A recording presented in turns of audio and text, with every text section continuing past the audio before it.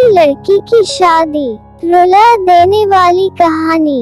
अंगूठी पहनाई जा चुकी थी।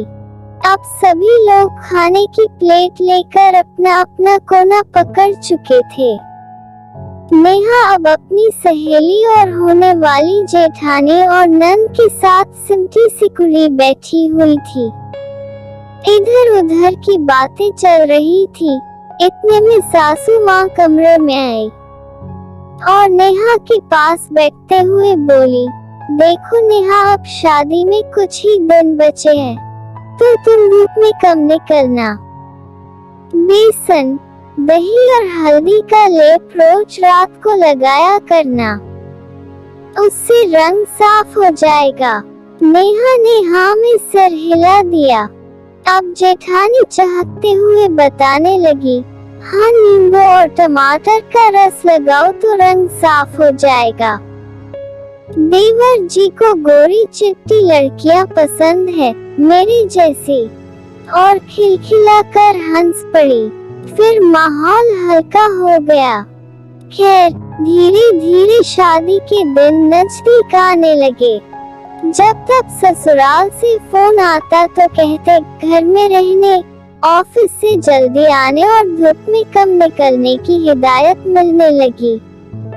आकाश भी जब फोन करता तो अधिकतर उसके सांवलेपन को लेकर छेड़ दिया करता था, तो कभी सीरियस होकर कहता, नेहा, मुझे तुम्हारे सांवलेपन से कोई शिकायत नहीं है, मगर मम्मी की अरमान है कि उनकी बहू मिल्की वाइट हो।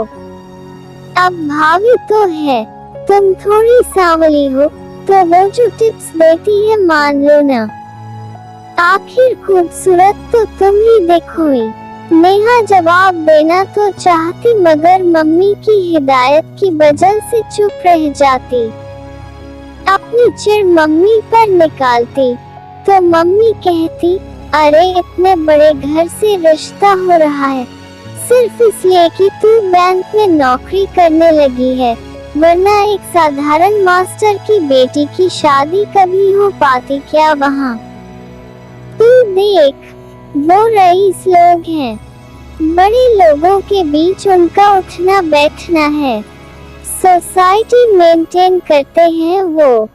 तू किस्मत वाली है कि तेरे ऐसे रंग रूप के बाद भी उन्होंने तुम्हें चुना है। फिर नेहा चुप हो जाती। उसे भी लगता कि मम्मी ठीक ही कह रही है। सोचती कि बदलते वक्त के साथ सब कुछ ठीक हो जाएगा, लेकिन जैसे जैसे दिन नजदीक आने लगे, सासू माँ और आकाश का यह प्रेशर बढ़ने लगा। नेहा यह सब इग्नोर करना तो चाहती, मगर कर नहीं पाती।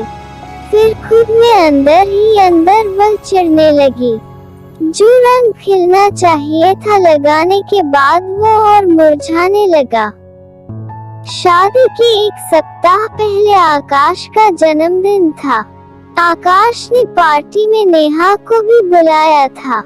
सासू माँ ने पहले ही फोन पर समझा दिया था कि पार्लर होते हुए पार्टी में आए।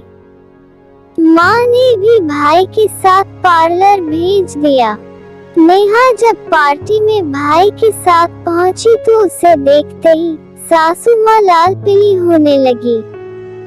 बड़ी बहू को बुलाकर कहा, ले जाओ इसे बाथरूम में और अपने मेकअप से तैयार कर दो। मगर नेहा नहीं गई, वहीं खड़ी रही।